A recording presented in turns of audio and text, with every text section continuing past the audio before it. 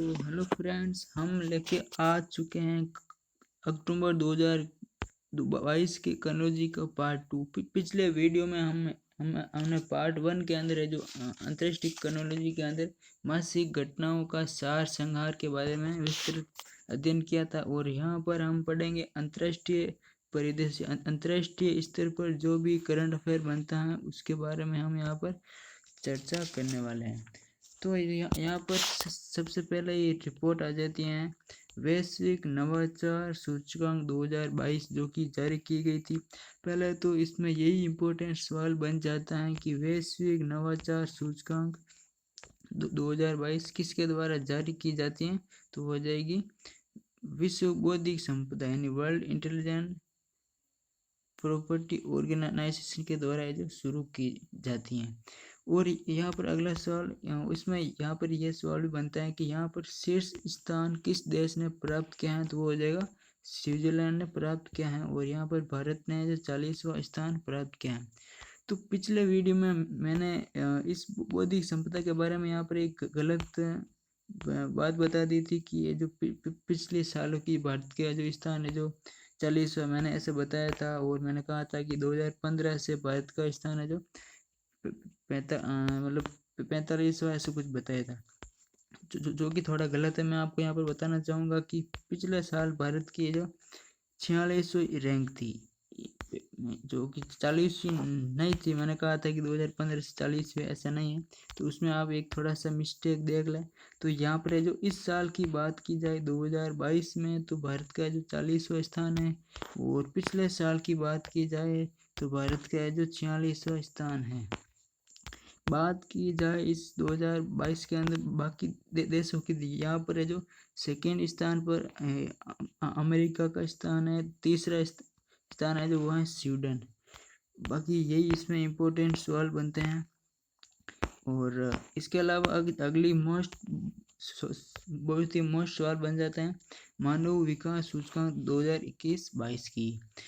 तो यहाँ पर सबसे पहले तो यही सवाल बनता है कि यह रिपोर्ट किसके द्वारा जारी की जाती है, तो वो हो जाएगा यूएनडीपी, यूनाइटेड नेशन विकास प्रोग्राम है जो इसके द्वारा ये जारी की जाती है। और इसके अंदर भी शीर्ष स्थान किस देश ने प्राप्त किया है, तो वो है स्विट्जरलैंड ने इसमें जो शीर्ष स्थान प्राप्त किया है। अगला इसमें इम्पोर्टेंट सवाल की बात की जाए तो इसका विषय क्या है, यानी जो इस बार 2021-22 की जो राष्ट्रीय विकास का कार्यक्रम जो रिपोर्ट जारी की, इसका थीम क्या है, तो इसका थीम इस प्रकार है अनिश्चित समय अव्यवस्थित जिंदगी, एक बदलती दुनिया में हमारे भविष्य को आकार देना। यह जो हिंदी के अंदर इसकी ये जो थीम है। अगर इसको इंग्लिश में देखा जाए तो uncertain times unsettled lives shaping over future in the transforming world. तो आपके जो हिंदी और इंग्लिश दोनों में ही भी आपको एग्जाम की दृष्टि से आपको याद रखना है, क्योंकि इनमें से कोई भी पूछा जा सकता है। इसके अलावा इसमें एक बड़ा बदलाव ये भी है कि ये जो विश्व भर में जो मानव विकास सूचकांक इस बार काफ़ी इसमें गिरावट देखने को मिली है। इसकी सबसे बड़ी वजह एक तो कोरोना और जो रूस और यूक्रेन के बीच जो भी युद्ध चल रहा था, इस वजह से इसमें जो काफ़ी गिरावट देखने को मिली है। तो यहाँ पर इसमें बात की जाए तो शीर्ष देशों की, यहाँ पर जो स्विट्जरलैंड सबसे शीर्ष देश है, उसके बाद है जो नॉर्वे है और आइसलैंड है। और भारत का स्थान जो कि हम आपको बता चुके हैं कि 2021-22 के अंदर जो भारत का स्थान 132वां है। और जो पिछले रिपोर्ट की बात की जाए जो कि 2021 की रिपोर्ट थी, उसमें जो भारत का स्थान 131वां था, यानी कि एक पायदान भारत का भी गिरावट हुई है। और अगर भारत के स्कोर की बात की जाए, यानी कि 2021-22 की सूचकांक में भारत का स्कोर क्या है, तो वो हो जाएगा 0.633। ये है जो भारत का स्कोर है। यानी अब जहाँ भी थोड़ा सा अंदर से जब क्वेश्चन पूछा जाता है, तो यहाँ पर जो स्थान न पूछ कर जो स्कोर भी पूछ लिया जाता है। और यहाँ पर इस रिपोर्ट में कितने देशों को शामिल किया जाता है, तो वो हो जाएगा 191 देशों को जो इसमें शामिल किया जाता है। और इस रिपोर्ट को हम अगले पेज में कुछ इस तरह से पढ़े तो यहाँ पर एक और इम्पोर्टेंट स्थिति बता देते कि जन्म के समय भारत की प्रत्याशा क्या है। तो वहाँ 67.2 ईयर है जो भारत की जो जीवन प्रत्याशा है, जो भारत में प्रति व्यक्ति की औसत उम्र कितने तक होती है, तो वो है जो 67.2 है, जो कि आपको एग्जाम की दृष्टि से याद रखना होगा। इसके अलावा इसमें भारत के पड़ोसी देशों के बारे में भी उनका स्थान दिया हुआ है, जो कि ज़्यादा याद रखना मैं समझता हूँ इम्पोर्टेंट नहीं है। और यहाँ पर अगला सवाल बनता है बहुत ही इम्पोर्टेंट, किंग चार्ल्स तृतीय को जो ब्रिटेन के नए सम्राट बनाए गए हैं, जो कि महारानी एलिजाबेथ सेकेंड जब उनकी मृत्यु होने के बाद उनके ही बेटे को 73 वर्षीय बेटे को चार्ल्स तृतीय को गद्दी संभाली गई है। आपको पता ही है कि एलिजाबेथ द्वितीय जो कि ब्रिटेन की महारानी के तौर पर सबसे लंबा कार्यकाल रहा है, जो कि कुल 70 वर्ष तक उनका जो शासनकाल रहा है, जो कि अगर बात की जाए तो कब से कब तक थी, तो यहाँ पर ये जो 1952 से लेकर 2022 तक है जो ये ब्रिटेन पर जो महारानी बन के रही, जो कि कुल जो 70 साल तक ये जो शासन रही। और ये जो 25 साल की उम्र में जो इसका जो राज्याभिषेक हो गया था। तो ये इसमें से इम्पोर्टेंट सवाल है। और यहाँ पर राजा का चार्ल्स बनते ही इनका पहला फैसला ये था कि चार्ल्स तृतीय इनको कहा जाएगा। इसके अलावा यहाँ पर आपको चार्ल्स तृतीय के बारे में जीवनी के बारे में यहाँ पर लिखा हुआ, जो कि मैं समझता हूँ ज़्यादा में इसमें सवाल पूछते नहीं हैं। तो यहाँ पर अगला बात करते हैं। तो यहाँ पर आप देखते हो कि यहाँ पर पेज 6 है और यहाँ पर पेज सीधा 8 आ जाता है। तो यहाँ पर समझते हैं कि भाई पेज 7 कहाँ चलेगा। तो उसमें जो कोई भी करंट जीके का सवाल नहीं है, उसमें जो विज्ञापन दिया हुआ है, इसलिए मैंने जो उसको साथ में नहीं ऐड किया है ताकि आपको कोई भी समस्या ना हो। इसके अलावा हम जैसे कि पढ़ चुके हैं, ब्रिटेन में सबसे लंबे समय तक राज किया, 70 वर्ष तक राज किया है। तो यही है यहाँ पर। और यहाँ पर जो ब्रिटेन की जो महारानी थी उसके बारे में यहाँ पर थोड़ा उसकी जन्म और जो कब उत्तराधिकारी बनी और राज्याभिषेक वगैरह उसमें जो दिया हुआ है।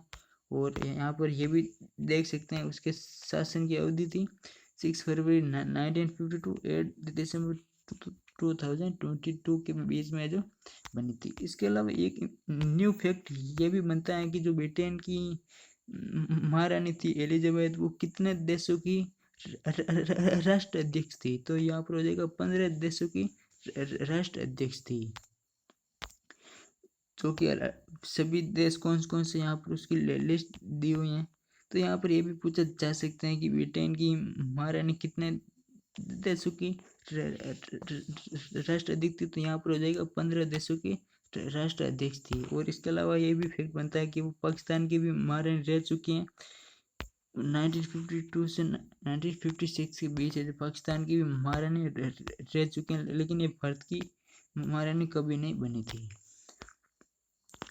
इसके अलावा अगले रिपोर्ट के बारे में बात की जाए तो यहाँ पर आ जाते हैं वैश्विक वित्तीय केंद्र सूचकांक, जो जिसका 32वां संस्करण है जो जारी कर दिया गया है।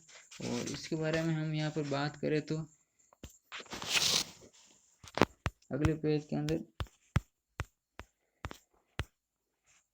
यहाँ पर इम्पोर्टेंट सवाल यही बनता है कि यहाँ पर जो शीर्ष स्थान किस केंद्रों को प्राप्त किया है। तो यहाँ पर है जो पहला स्थान हो जाएगा न्यूयॉर्क है, जो लंदन है सेकंड स्थान पर है, और सिंगापुर है जो तीसरे स्थान पर है। बाकी इसके अलावा इसमें कोई इम्पोर्टेंट सवाल नहीं बनता है। बाकी न्यू फैक्ट वगैरह आप पीडीएफ के अंदर थोड़ा पढ़ सकते हैं, बाकी इसमें कोई ज़्यादा इम्पोर्टेंट सवाल है नहीं। और यहाँ पर अगला सवाल काफ़ी इम्पोर्टेंट जो कि आता है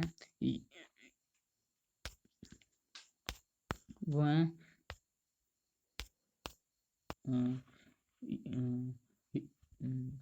यूएनईपी द्वारा ग्रीन फिंस हब जो लॉन्च किया गया है। और इसके बारे में ग्रीन हब्स क्या है तो इसके बारे में पढ़े तो ग्रीन हब पहला वैश्विक समुद्री पर्यटन उद्योग मंच है, जो कि विश्व स्तर में डाइविंग और स्क्रोलिंग और ऑपरेटिव को समुद्री पर्यटन की स्थिरता को बढ़ावा देने वाली अंतर्राष्ट्रीय सर्वोत्तम प्रथाओं को लागू करके अपना दैनिक प्रथाओं को सरल, लागत में प्रभावी परिवर्तन करने में मदद करेगा। तो यहाँ पर मैं समझता हूँ इतना इम्पोर्टेंट नहीं है। सिर्फ इसमें यही सवाल बनता है कि हाल ही में किसने जो ग्रीन फिंच हब है जो लॉन्च किया है, तो वो हो जाएगा UNEP ने जो ग्रीन फिंच हब है जो लॉन्च किया है। इसके अलावा हम अगले टॉपिक सवाल की बात करते हैं। यहाँ पर आ जाएगी भारत और जापान की 2+2 वार्ता, जो कि हाल ही में आयोजित की गई थी। और यह यहाँ पर सवाल ये भी बनता है कि 2022 में भारत और जापान की 2+2 वार्ता कहाँ पर आयोजित की गई थी, तो वो हो जाएगा जापान की राजधानी टोक्यो के अंदर जारी की गई थी। अगर पिछले जो बात की जाए तो जो 2019 की है, जो भारत और जापान की 2+2 वार्ता कहाँ पर आयोजित की गई थी, तो यह जो भारत के अंदर नई दिल्ली के अंदर है जो आयोजित की गई थी।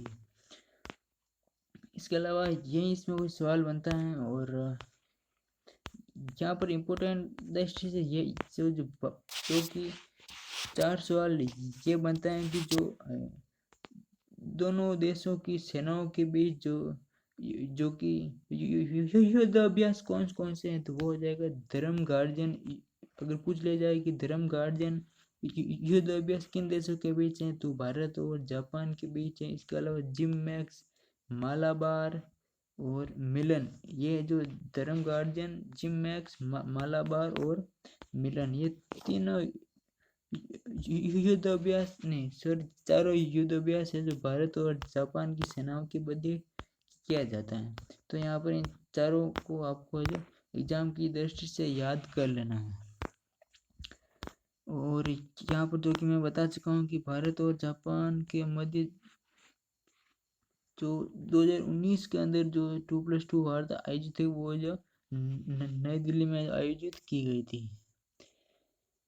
इसके अलावा यहाँ पर ये भी बात की जाए कि 2+2 वार्ता संवाद आयोजित करने में, तो यहाँ पर भारत के कुछ देशों के साथ ही 2+2 वार्ता संवाद आयोजित करता है। तो भारत जो किन अगर सवाल ये भी पूछा जा सकता है कि भारत किन देशों के साथ 2+2 वार्ता संवाद करता है, तो वो हो जाएगा अमेरिका, जापान, ऑस्ट्रेलिया और रूस।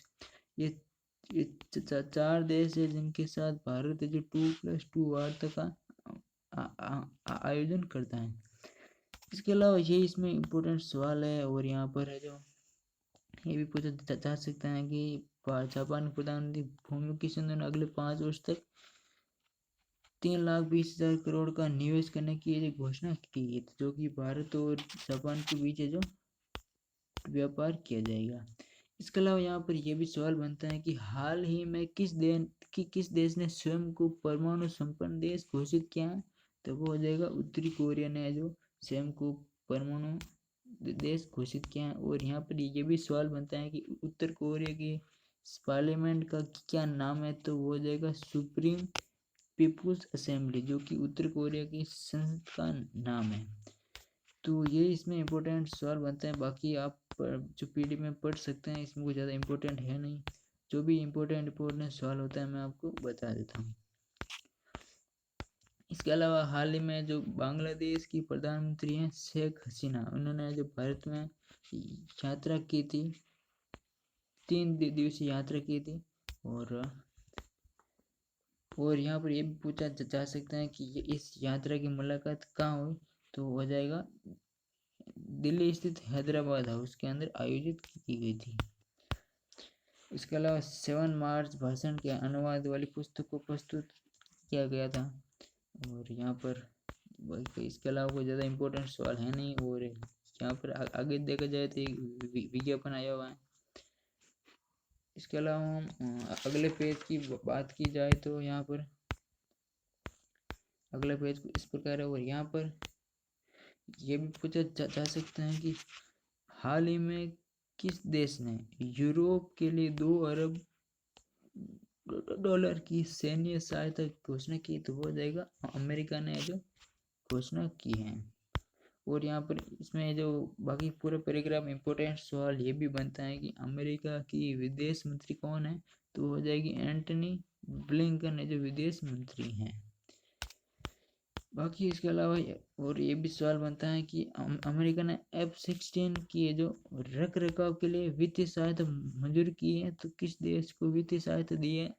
पाकिस्तान को। आपको पता ही है पाकिस्तान है जो अमेरिका से ही F-16 खरीदता है, जो तो उसी की रख रखाव के लिए जो अमेरिका ने जो पाकिस्तान को 45 करोड़ डॉलर की जो वित्तीय सहायता प्रदान की है।